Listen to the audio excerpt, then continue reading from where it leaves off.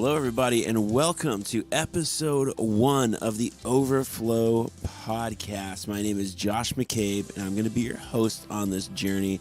And I'm just so thankful that you've taken the time to tune in and to download this, check it out, stream it, wherever you're listening to it. So glad that you're with me. This is going to be a really, really fun journey.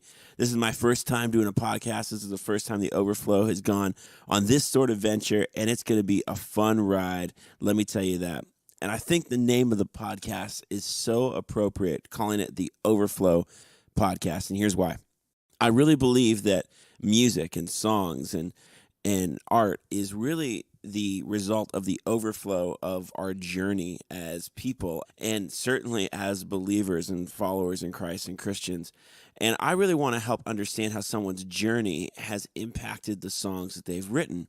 What inspired these songs that we hear on Christian radio or at music festivals or that we sing in church? What was the journey that led there? What are some of the tough questions we can ask about that? What are some of the lyrics that we want clarification on, that we want to understand more about, or that we even want to debate about? That is what this podcast is going to be all about. It's not going to be just about the standard 2 questions that you hear most artists get asked in quick interviews these days. It's not going to be just about news and Christian music and festivals and tours going out. It's going to be all of that. There's going to be some of that included, but we're going to dive a lot deeper on this. And I'm telling you, this first episode, it dives way deeper than I anticipated it diving. It was so intense and so thought-provoking and so informative for me as an interviewer and as a friend, really, to hear this perspective. And our first guest is Trevor McNevan, 1,000-Foot Crutch, and I Am the Storm. And we're going to get to that stuff in just a minute. But again, just so thankful that you've taken the time to check this podcast out. It's going to be a blast. One of the things you're going to want to do right away, though, is you're going to want to follow us on Instagram. It's just The Overflow on Instagram. Pretty easy to find us. And if you're wondering, what is The Overflow? I've never heard of The Overflow, or maybe you have. The Overflow is a ministry group that began with actually devotionals. We began taking the songs that artists would release and tying them back to Scripture and having artists write devotionals so that you could walk through the Bible along with songs that were inspiring you. And it was just a really cool journey. We had partnered with YouVersion, and we still are doing some of that. We're going to be doing some more of that to come. But then later on, the Overflow began to release a Christian music streaming app. And the heart of that was that it was going to be great music, safe music for the whole family. And it was going to really just help dive deeper into Christian music, into some indie artists that maybe you've never heard of, and help curate great playlists. And now we have added the podcast. But I'm telling you, there's lots of cool stuff coming from the Overflow. We're going to be adding some new features and some new stuff to our app. And this podcast is definitely going to add some really cool new content for you. So to stay in touch, make sure that you go follow the Overflow on Instagram and say what's up. We'll make sure to comment back. We'd love to say hello to you. And even just drop us a line. Say what's up. Say, hey, tell us some stuff you'd love to see covered on the podcast. Tell us who you'd love to see as a guest on the podcast. And we will certainly see what we can do to hook that up. Now, you may be asking yourself, who is this guy that is talking to me right now as I'm listening to this podcast? Well, my name is Josh McCabe, and I've been a musician and an artist and a pastor for, a long time. And right now, I have a band called Caves. We're out on the road right now doing a tour of Canada. And but before that, I've played in different bands as a drummer. I had a worship band with my sister for a while, and we used to host these worship events in Canada. And I've just gotten to know a lot of artists over the years and been able to travel with people. Definitely not the most connected or most well-traveled person that you could be listening to a podcast from, but I definitely have a unique perspective. The pastoral side of me is really, I guess, maybe less interested in some of the surfacey questions about music and touring and all that stuff, and definitely give me more of a passion for the heart of the artist and what their faith journey and journey as a person really has, how that's influenced the songs that we hear. And so we're definitely going to be diving under the surface on this podcast. We're going to get into some real stuff, and I'm telling you, this first interview does not disappoint. But before we get to that, I definitely want this to be a place where we go deep, but also a place where you can just find out what's going on in the area of Christian music and music that you might be interested in. And so I thought it might be fun to have a little segment each and every episode of this podcast appropriately titled The News. The News.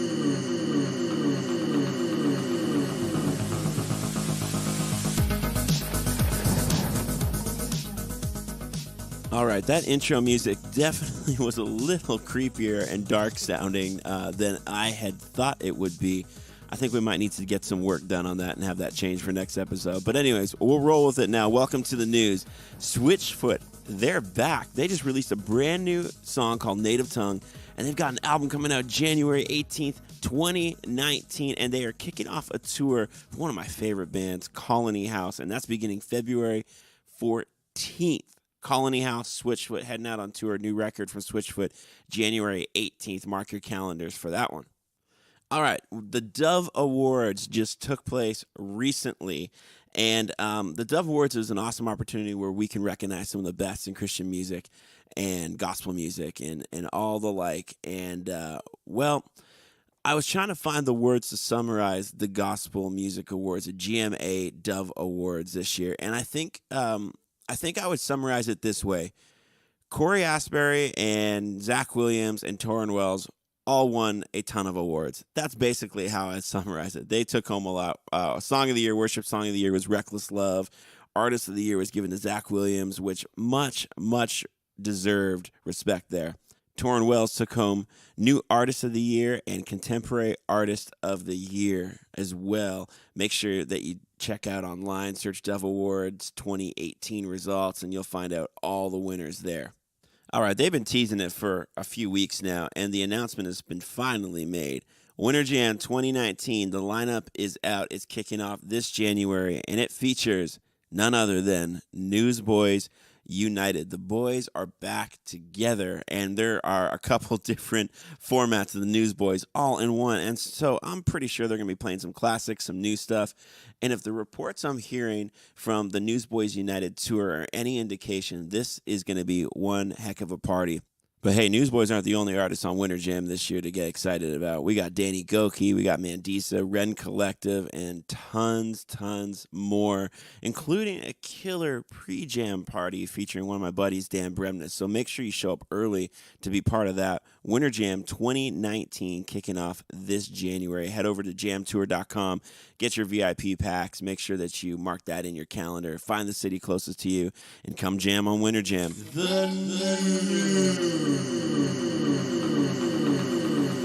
Yeah, we definitely need to do something about that intro music. So if you've got any ideas, make sure you hit us up on the Overflow Instagram page and let us know what you're thinking.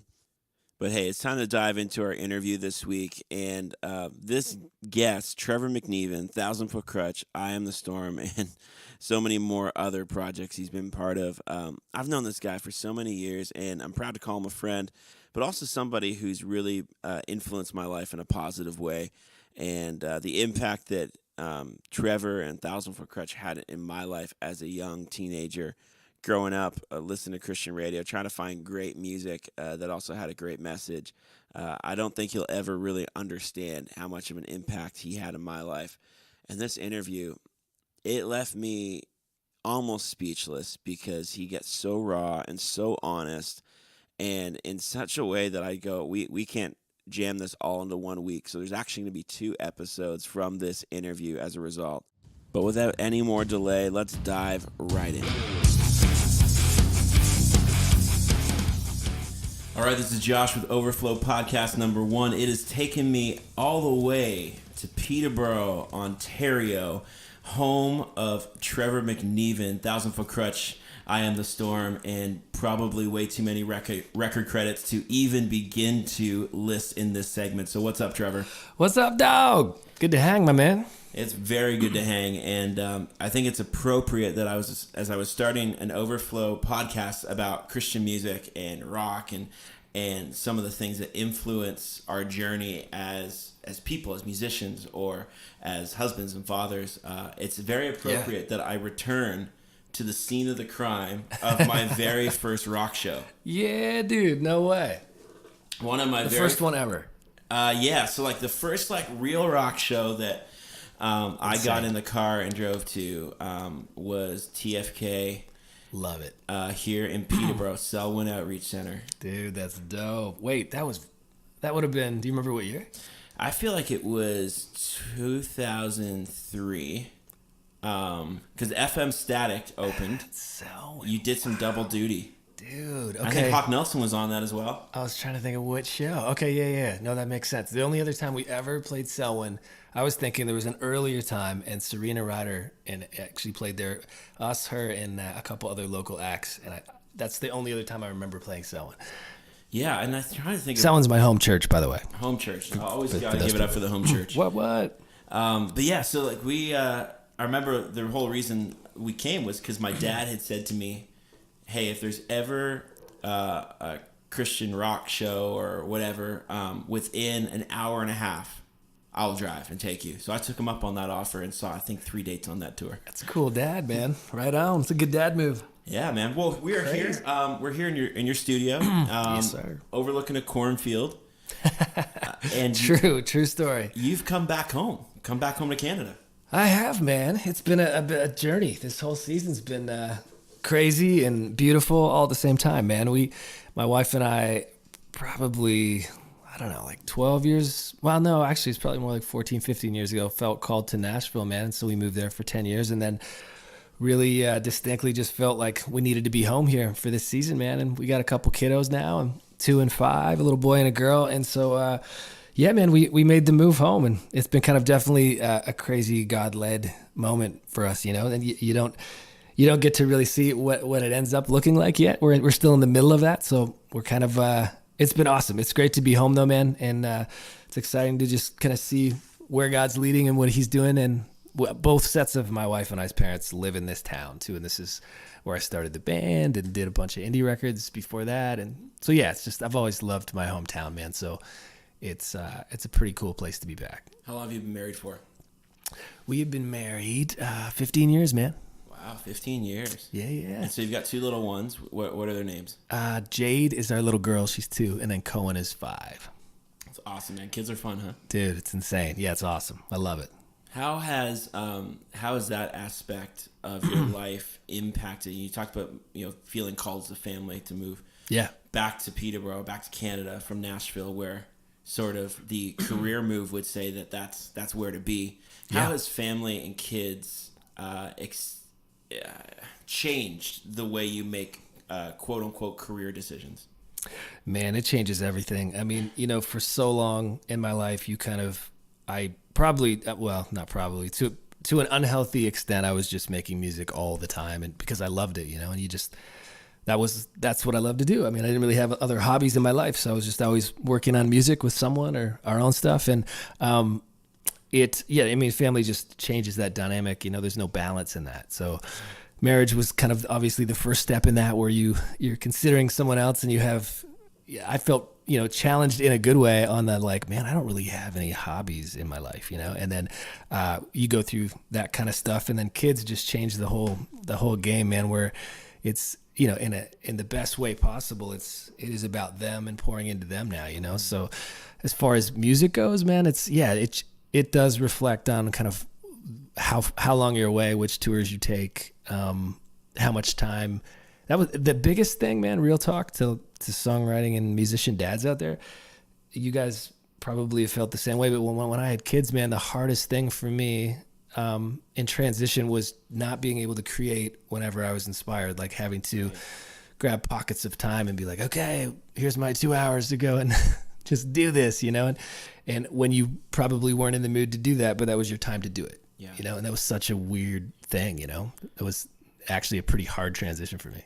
You talked about not being able to always respond to when you're inspired. What are some things in your life, because I feel like this can speak to not just musicians, but to parents everywhere. What are some things you've done to be able to make sure that there's time for the inspiration, there's time for the work, Right. there's time for the play, like the things that you actually enjoy doing, Right. but there's also time for family and for the unexpected life crises, the skinned knees, the school visits, the whatever.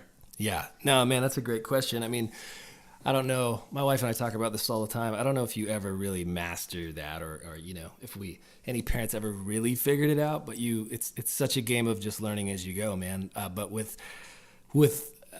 music, yeah, it's certainly been, that was a tough transition for me to figure out how to fit that in. But as a parent, I think we go through waves. I feel like waves of like good balance, but as much as your kids, like at any given moment, can throw off your schedule just for life reasons. A lot of careers are like that as well. If you don't have a 9 to 5, so to speak, like in my experience in music, it's just something where sometimes you feel like you've finished your day's work and you're moving on to the next thing, and something will happen and there's like 6 more hours that need to be spent that night to fix because something else just came up. It's life, or it's careers. And so I think it feels like it comes in waves, man, where we go through seasons of a better balance or a healthier balance. And then other times when you're just like, oh my gosh, and for me, I know, especially in this season, if I'm not on a faith level, if I'm not keeping eye contact with God in those situations, man, I get overwhelmed super quick. When, you talk about family being things that have inspired decisions for where you live, like your immediate family now. From what I've been able to see on whether it be online, social media, or just even crossing paths with other people in your family, you guys are a pretty tight-knit family growing up. Tell me about growing up in the McNevan household. We were definitely a big hockey family, man. And my dad played semi-pro hockey and still plays on like 3 teams to this day, like crazy. And they just loved it, man.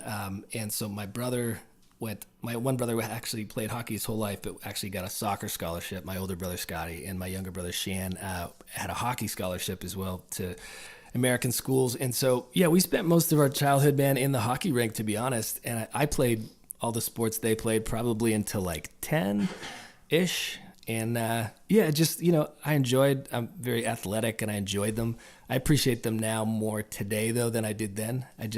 Music just grabbed me at a young age, and I never really turned back, dude. So I was definitely that kid at the rink, running around with the other little kids, or just spending so much time with my headphones on, kind of zoning in. And what my parents probably thought was a phase, or like, well, I haven't seen this before, what do we do with this kind of thing? They've always been very supportive, but I'm sure for a good chunk of those first years, they were just like, all right, this is a curveball.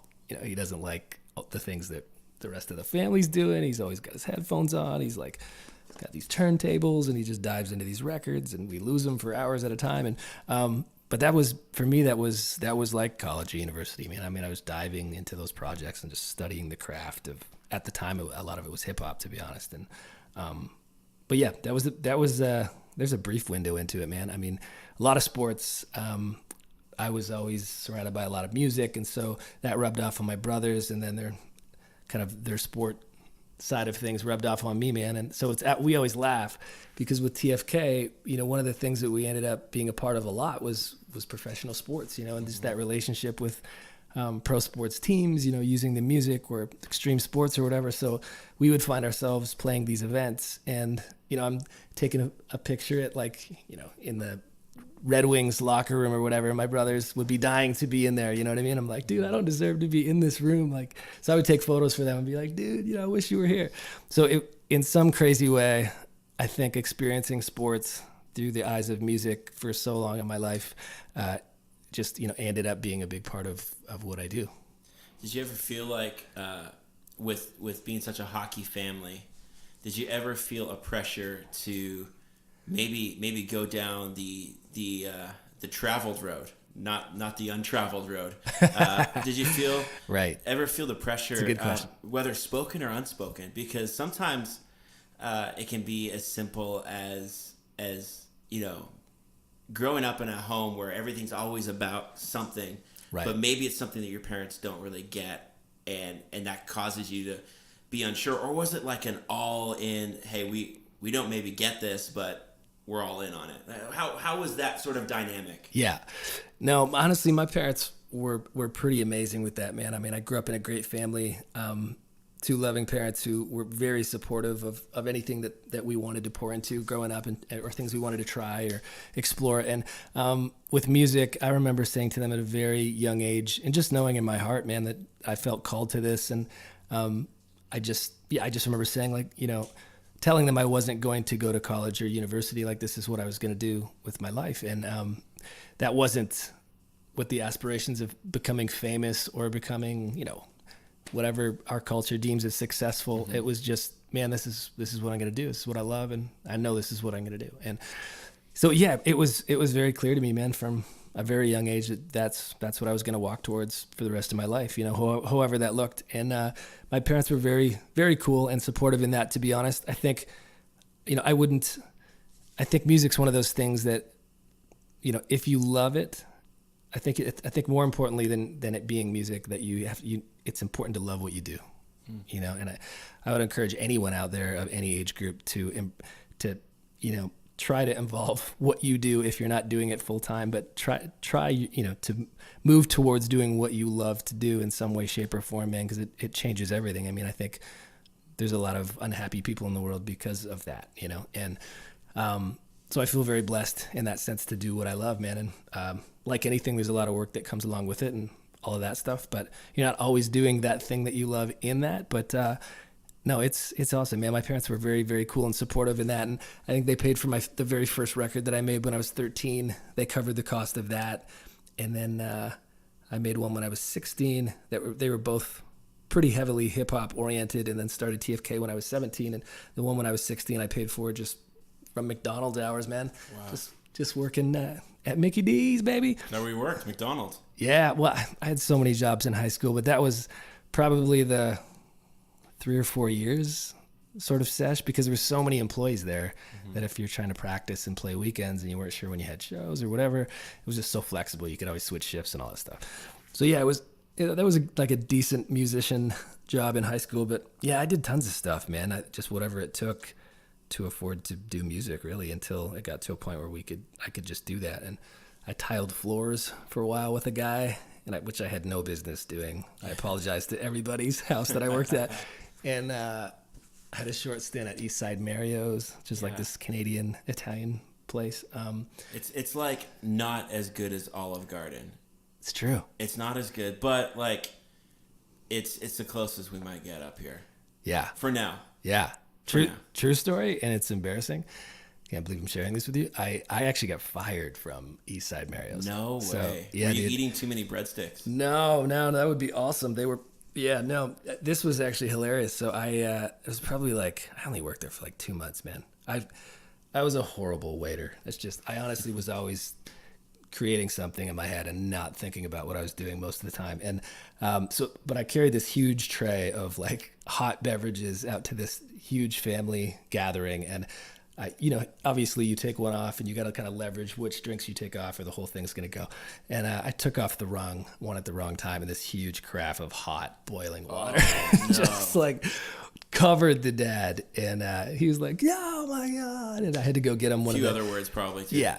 A few colorful words. And then I had to go to the back and grab him like an Eastside Mario's proper shit. Yeah. It was hilarious. Needless to say, that was my last shift. Man, you should have said, "Hey, want to hear my demo while you're at it?" Right? Maybe check this out, dude. That's funny you talk about part-time jobs, because every time I hear one of your songs, every time I hear just this riff, ding ding ding ding ding ding ding ding ding ding ding ding ding ding ding. Every time I hear it takes me back to a place I don't want to go, and that's KFC. Nice. I worked at KFC through high school. Amazing. And that's Toonie Tuesdays. Those were my acne days, man. It was rough. But yeah, you know, like wow. I think what separates though, and I like how you said that, whatever you had to do, I think that separates people who are musicians by hobby or a musician by passion. And it separates when you're willing to do whatever it takes to do the thing that you love. Absolutely. And there's so many musicians that that I meet, or even people in any other job that just go, well, no, this is what I'm doing. I go, but you're not sustaining anything. You're not Right. you're not providing. Right. And what were there days where you're sitting there busting tables or making a Big Mac or whatever, and you're going, dude, is this really worth it to play, probably at the time, a show for 50 kids? It was absolutely worth it. And I don't say that looking back on it, like, look at now. I honestly, it felt worth it in the moment. Every bit of the way, it felt worth it. Yeah. And I remember, especially being in Peterborough, like when I started the band, I was living in my parents' basement. That was my only address. And so I was managing, booking, doing everything out of their little computer in their basement and spending like 8 hours a day on the phone trying to book the band and all that stuff. And I remember, so many times, man, getting in the van and driving like 30 hours to one show that we were probably opening for at the worst time slot, and then driving all the way back. And that's just the way we did it. And it was never really about like, does this add up? Because it's honestly a pretty cool, now looking back, and now that I'm a little older and just have lived more life and stuff too, I'm so thankful for those years. But you look back and it's kind of a cool parallel too, man, to following God's call in your life and not knowing it. Usually the things that he calls us to do, in my experience, and the Bible talks about that, but they don't have to make sense, but they seldom do. That makes sense to you and I, because we don't get to see. He might show you A, so that that's just enough for now. But if he showed you A through Z, you would just be like, oh heck no, I'm not doing that. There's no way I could do that. And but there's a cool parallel, I think, between that and that certainty of just following that wherever it goes, because if it had to make sense. If making music, if like starting a band and saying, hey, this is what I do for a living, sort of thing, if choosing that path had to make sense, like nobody would ever do it.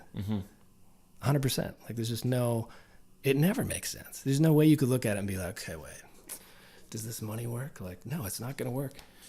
It'll work itself out. Well, you look at like the regular job path for even people saying, I desire to run my own company someday, or desire to be a surgeon. Nobody starts as a surgeon. Yeah, no, and exactly. They have to start in a lower rank, but there's a guaranteed salary. Right. And when we decide to start a band, there's not I'm going to start at $35,000 a year, and then hopefully try and make it. Yeah, dude. There's no guarantee of anything. No. And I think that has to be a God thing. Yeah. No, 100%. And that has to be a work ethic that God gives you to sustain the journey to the place he's leading you to. Absolutely, man. And I think, some people look at that like, well, you could sit around and just wait for God, or that seems kind of lazy, but it's a faith in action thing. Like it's like you said, it's the faith step to follow him, but it takes the action. Or it's not, neither is worth anything. You know what I mean? If we didn't walk towards it and do everything it took to do that, and like you said, and I do believe it is a supernatural like strength or a covering he gives you in those experiences. Because when I look back, and I mean, a million people in music could say the same thing. It's just I have no idea how we did that. We didn't sleep ever. You know what I mean? We were just driving, setting up, playing, driving, setting up, playing. Just like this, that's all we did, man. And so you're like showering in gas station bathrooms and just that was just life for a long time. So when I look back, I'm like, man, it wasn't, in a lot of ways, it wasn't like humanly possible to sustain that, let alone whether or not you make it to a point where you get to financially afford to carry that on a bigger level or something. But it was just, so 100%, man. I think that's, I definitely give God all the glory for that, for sure. Did you ever come home after driving 30 hours smelling like garbage and haven't slept, and you're grouchy or whatever, and you're looking at your brothers having social lives and being able to go on dates and meet people and have a social life or a regular sleep pattern, and go, man, that looks a little more appealing right now. Ever in a moment of weakness feel that? Oh, for sure, man. For quite a while I didn't, to be honest. I think that if I let myself do that, it was such a grind that I was so focused on it, and I loved it, and I just felt, yeah, that's what I was doing.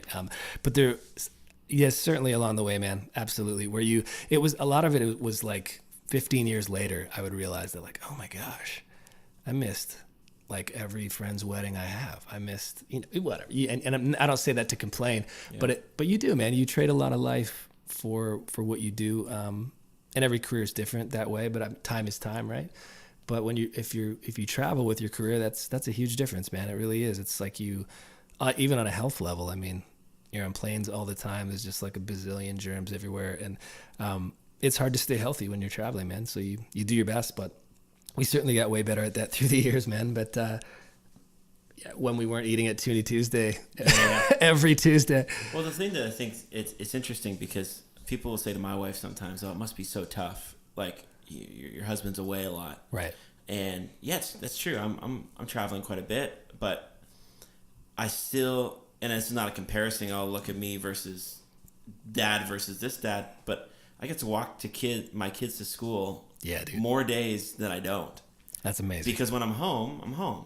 Right. And you get that ability, and that's true, to go to have that give and take. Whereas the guy who's getting on the highway at 6 a.m. to be at work for 8, like, doesn't get that same flexibility. For sure, man. Whole different trade. Yeah, that's true.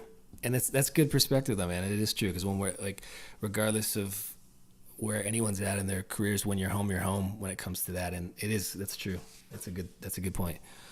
Now, hockey probably took a back seat role in your life compared to maybe where your brothers were heading at the time. Did any of your passion for music somehow trickle into some of their lives down the road? Yeah, no, absolutely. In funny ways, actually. Like, I remember my older brother, Scotty, saying, so he played soccer all through college. That was his scholarship. And a lot of his team was African, man, and just awesome dudes, incredible players. And he just said, man, on our bus trips, he said, I was like 17 years old. I'm coming from Peterborough, Ontario. And it's like, I just was so uncultured at the time. And he said, part of what saved me was knowing so much about hip hop, because I'd spent so much time with you, just like listening and being like, that's kind of crazy. And so, yeah, that was always just a funny thing, man. My brother would talk about that. I never even thought of, but I was like, that's pretty awesome. But yeah, my younger brother, who was really, honestly, like, hockey 100% most of his entire life, and then went to play pro hockey in Germany 4 years, I guess. And his life took a huge curveball that none of us saw coming, really. And it's been an amazing moment, really, to see. And just as a bro, I'm so proud of him. But he started a music festival, and that went really well, called Boots and Hearts, a country music festival. And then started one called Way Home. It was like a rock and variety fest. Both those up here in Canada. Yes, sorry, yeah, Canadian, yep. And they went on to win, Best Festival of the Year in the country, and some amazing moments there. And then parted ways with that, and actually ended up being the head of A&R for Universal Records, the country side of it for Universal Music Canada. Yeah. And then has his own company called Starseed Entertainment that does a lot of promotions across Canada and stuff. So yeah, so he went, completely switched lanes and ended up in music 100%, on the business end. And so, yeah, he's been thriving in it, man. It's been really cool to see, my little bro who we used to sit in the car for hours, and I would just sit there and just show him all the songs I was excited about and why I was excited about them, and he talks a lot about that these days. You don't realize, I never even knew he was paying attention, to be honest. I was just excited to hang with my bro and play music, but music's ended up being a big part of his life, man. So it's really cool to see how God's kind of turned to that corner, in his life, and what he's doing with it. It's pretty exciting. And so you're saying he's in the A&R for the country division in Universal, so country music sort of where he's putting his focus right now. But you have some connections to country music as well. And there's a little bit. There's an artist who somehow, through American Idol, and has blown up over the years. I'm not sure if anyone's heard of her, named Carrie Underwood. And you have the privilege of calling them friends. And I think it's interesting because it seems to me that it's not a friendship that ever has anything to do with business. or anything never. that has anything to do with careers, but it's something that has just grown organically. And tell me sort of how that relationship began, and sort of tell me how that began and how you guys had met and connected. Yeah, man. I mean, first of all, she's got the best voice I've heard on the planet. She's just the best singer I've ever heard. She's insane. But she's one of those people that, as a vocalist, you're just like, come on. I mean, spread out the talent. She just, she sings like a bird. It's awesome, like in the car, everywhere. But no, so Mike Fisher has been a really good pal of ours for a long time. He went to school with my wife, actually, and I met him. Our families knew each other, but I met him the year that I met my wife, actually. We started dating the last year of high school. And I remember sitting at their graduation table, and I ended up sitting beside him, and we just had great conversations, man. I didn't talk to him about hockey, and he didn't talk to me about music. We didn't really know each other well. And but I do remember him mentioning that the NHL draft was coming up, and he was like, dude, hoping and praying for that, And obviously, look, all these years later, it's just been amazing to support and kind of cheer on a buddy, man. And then Aaron and I moved down to Nashville we were there for 10, 11 years, man. And he got traded to the Preds halfway through our time there. And so that was a blessing and a blast to have a buddy from home, move there and get to just be a part of seeing the Preds kind of really thrive as well, and see Mike become the captain over the years of that team. And just, he's such an incredible, as a dad now, you appreciate different things too. And you always appreciate and love your friends, but on a hockey level, it's so cool to see such a good role model, man. He's the real deal, and as a guy, and as a believer, and as a dad, and as a husband, and as a buddy. So and then obviously, he met Care, and so we met Care through Mikey, and she's just an awesome person, man. Incredible voice, and they both have great hearts. That's awesome. And I think that's something that's cool to hear, that perspective, and that you never know where relationships end up down the road. And I'm not saying that, look, now he's married to a famous musician and you're a musician. I'm just saying that you have this lifelong friendship because you decided to take time to chat. And for sure. And you never know what sparks out of the most unlikely circumstances. For sure, man. And how some of those relationships that you have can come out of the strangest things, and yet be some of the most fruitful. Yeah, man, absolutely. I mean, I think the older you get, and especially our whole culture is busy, quote unquote, for sure. But I just, in a busy lifestyle, I think you appreciate your close friends more and more, that inner circle of people that you can trust, and kind of, whether it's like prayer requests or just people that you trust, and that I feel like you're blessed to have even 4 of those people in your life. You know what I mean? Yeah. That you can just actually know that you can open up with and be real with, and all that kind of stuff. And if you have more than that, man, you're very, very blessed. But yeah, and he's definitely one of those guys for me, man, for sure. Wherever we are in the world, we can text each other and recommend books that are inspiring us, or devotionals, or just, prayer requests, or kind of standing with each other on stuff. And those guys are incredible, man. It's so cool to see their family blooming. And Care was such a sweetheart when we were on Winter Jam in 2013. That's right. I would have never asked, and she knows that. And she was so sweet to be like, hey, I saw that you're playing Tulsa, man. That's my home city. Amazing. So she came out, man, and rocked the Sparks Fly with us, man. And it was hilarious. We didn't even actually get to rehearse. She showed up in her bus, and we went through it a couple of times in the air in her bus, and then we just walked in, and she's obviously just like pro of all pros, awesome. Man. So yeah, it was a blast. The blessing for sure. Getting to sort of watch her career, I'm sure you've seen her play live a few times, but probably more so on a personal level. Is there some things that you look at her as an artist that you go, that inspires or challenges me to be better? Or that is, what a cool, I never thought about doing that. Or things that you've been able to glean from watching her, from Carrie Underwood as an artist, that have impacted you as an artist. Oh, yeah, man. I mean, I think, whether someone loves or doesn't love American Idol, it can get a bit of a stereotype for being a I don't know, whatever you want to call it. You know what I mean? Like for being kind of like, wow, did that person really earn it? It's a TV show. There's a whole bunch of things that you've heard as stereotypes through the years from people who don't like the show and all that. She completely defies that in every way. When you get to know her and you get to watch what she's doing, she's a superstar. I mean, she's just like a superhero type, person who's just literally killing it, man. And I don't mean on the world's view of success level. Obviously, that's the case as well. But no, she just, man, she works.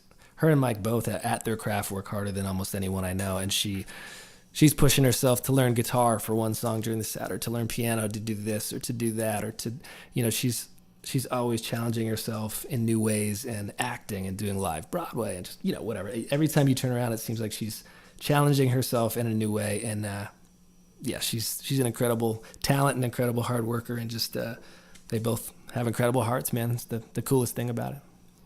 Now, like you talk about some things that you've been able to glean from her, and there was I don't want to call it a season, but definitely a season where it felt like there was a lot more of it, where a lot of artists were coming to you for writing and guest vocals or production or whatever that would look like, and it almost felt like.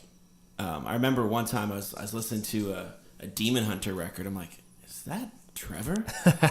And then, I throw on a Hawk Nelson record. It's like, is that Trevor? And sure enough, you read the credits, and you had such an impact on some of these bands and these records. And what was some of that like? Was there ever a time when you felt like you maybe had your hand in too many pots, and you're starting to stretch yourself thin, or feeling a little creatively drained? Has that ever been a case?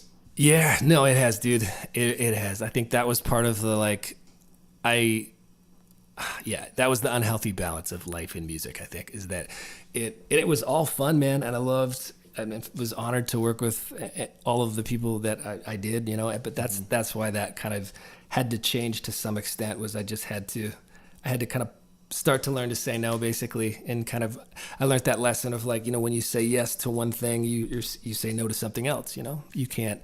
And I think for probably a good 10 years of my life, at that point when we were full time, I wasn't looking at it that way. It was kind of everything that, if you got an opportunity to do something, or you had a heart for somebody to help them, whatever that case was, you just said yes. You're like, well, I can do that. Yeah, let's do it.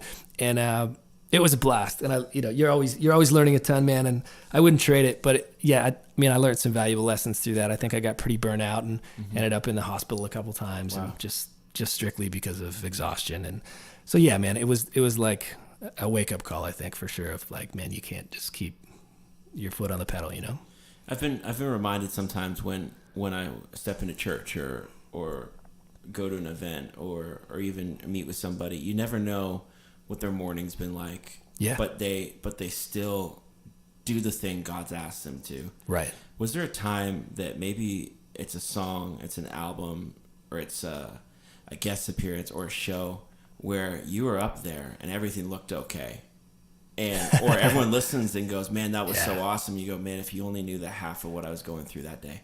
Oh man, so many times, dude. And I can honestly say I've never faked it. Mm-hmm. I just honestly wouldn't do that. I probably just wouldn't play the show. But I in the sense though of so much happening behind closed doors, or just your day. Even quite a few dark days, man, where you're just going through a lot of stuff in life. There was a period of 2000 and I don't know, man. I think it was going into the Inhale record, where I started to deal with anxiety, man, just for the first time in my entire life. Just feeling overwhelmed immensely, and I have a huge heart now for people who go through that and deal with that, because I understand how just all encompassing it feels. There was just so many times I was just laying on the floor, in front of my wife. It's just crazy. Not a part of, not something I wanted to ever be a part of my story or my family's story, but it's real life. And I went through a whole season of that and sometimes there's been specific times in my life where God's allowed me to feel something in order to write a song about it, to speak to whoever. And there was a song that was being written about this thing, about this moment, about anxiety, called I See Red, on the Inhale record. And it was during the writing of that song that this happened. And it was a pretty big moment even as a band, man.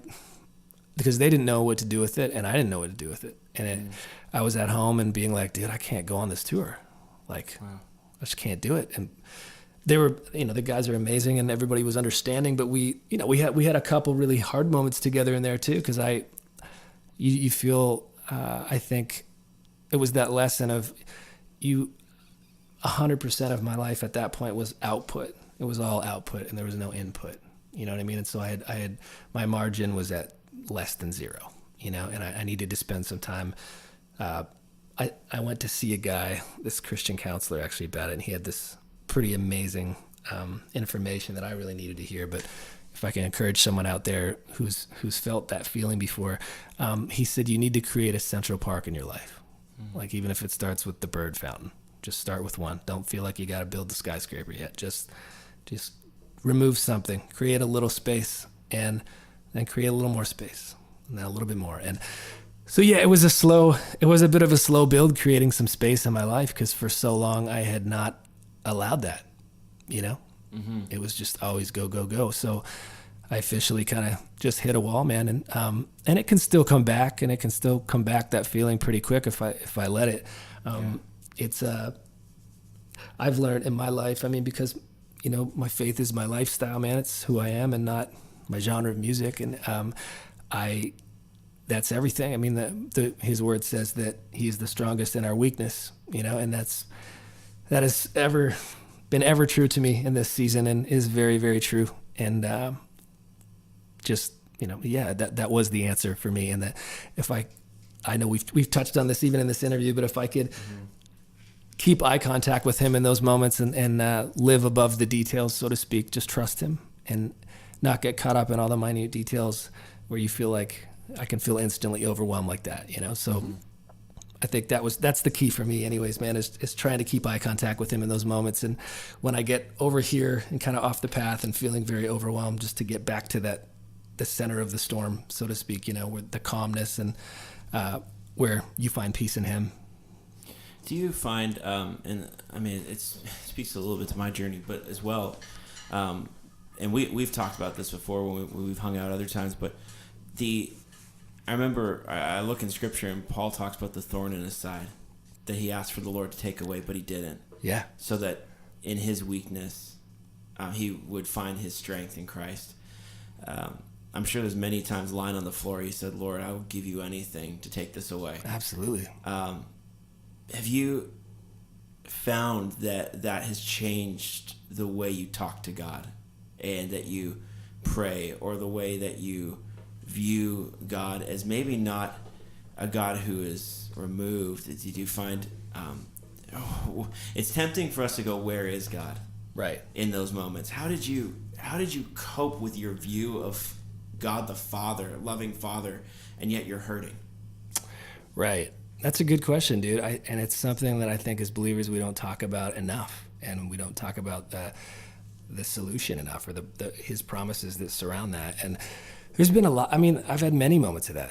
Just real talk. Many moments of where it feels like he stepped away. Mm-hmm. You're kind of like, hold up.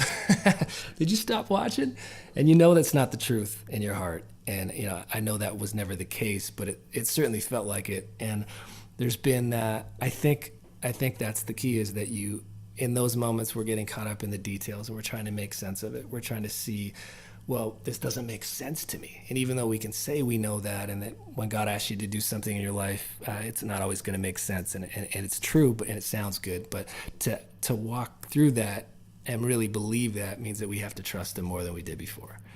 And it's not easy. That's a stretching thing to do, man. And it does just that. It stretches you. And I think, did it change the way that I talk to God? I would say, yeah, I did less talking.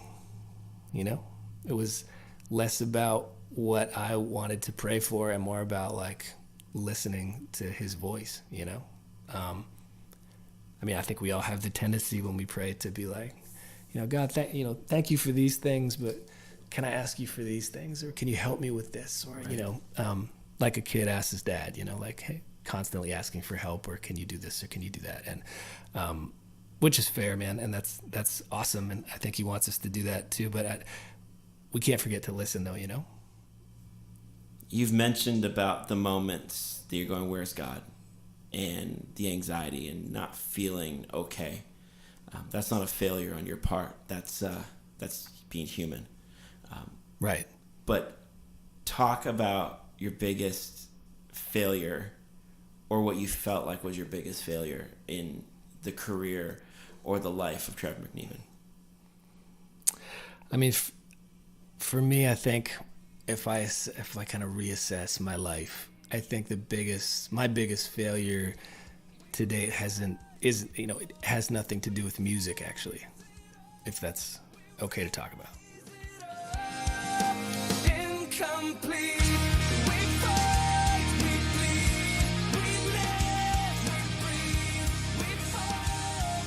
Wow, what an honest interview that was with Trevor there. And I know we left you hanging a little bit at the end, but you're going to want to check out episode 2 that's going to be coming out real soon for sure, because we dive into some more deep stuff and we get into some fun stuff. We talk about his project, I Am the Storm, and we throw a few speed round questions at him as well. So make sure to check that out.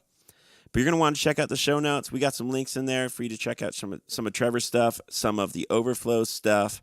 So make sure you check all that stuff out. But right now, make sure you go follow us on Instagram, The Overflow. That's at The Overflow on Instagram. Drop us a line. Say what's up. But that's all for this episode.